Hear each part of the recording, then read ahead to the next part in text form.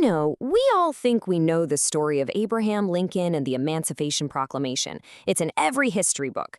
But what if the official story is missing the most important part? What if the real key to understanding this huge decision wasn't about politics at all, but about a secret spiritual vow?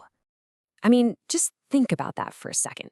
That question kind of forces you to reconsider everything you thought you knew, right?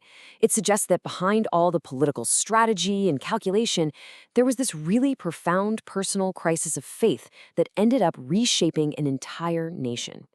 And this is really the heart of it all. It wasn't some calculated political move that finally forced Lincoln's hand. Nope, it was a desperate, private promise he made, an act of faith that would, in the end, literally shatter the chains of slavery. Okay, but to really get why a president would make such a radical promise, we have to rewind. We've got to go back to 1862. And let me tell you, it was a dark, dark time for the Union. The whole American experiment was hanging by a thread. The crisis he was facing was just staggering.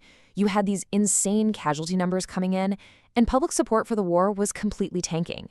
On top of that, Lincoln was getting attacked from all sides by his political enemies. And worst of all, there were no decisive victories anywhere on the horizon. He was running out of options, and he was running out of time. So, with his back completely against the wall, Lincoln did something pretty extraordinary. He looked beyond the battlefield, he looked beyond Washington politics, and he made this incredibly solemn vow. And look, this was way more than just a prayer. It was a covenant, a deal. He promised that if, and it was a big if the Union Army could pull off a victory at Antietam, he would issue the Emancipation Proclamation. He was basically staking the entire future of the nation on the outcome of one single battle. This wasn't just him hoping for the best.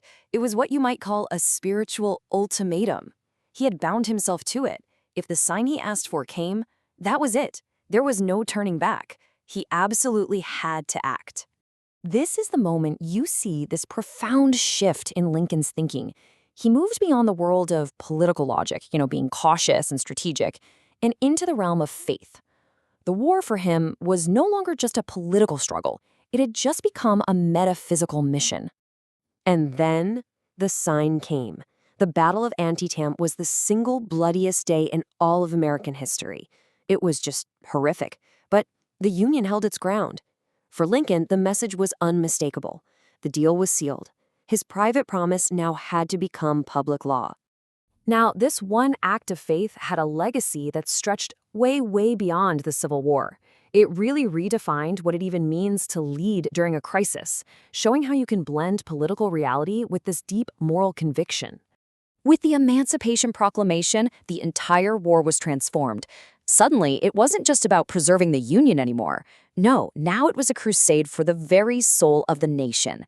This higher purpose totally re-energized the Union cause and changed the meaning of the conflict forever. You could say Lincoln basically forged a new blueprint for leadership. He showed us that by tying your country's survival to a moral cause, a leader can break through these impossible deadlocks and really inspire a nation, all with a leap of faith. Let that one sink in.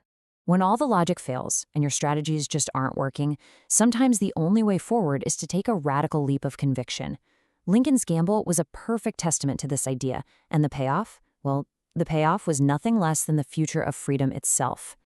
And so that really leaves us with a question for our own time, doesn't it? When we face our own crises, our own impossible situations, when does that quiet leap of faith stop being a gamble and start being a necessity? When is it the only true act of leadership?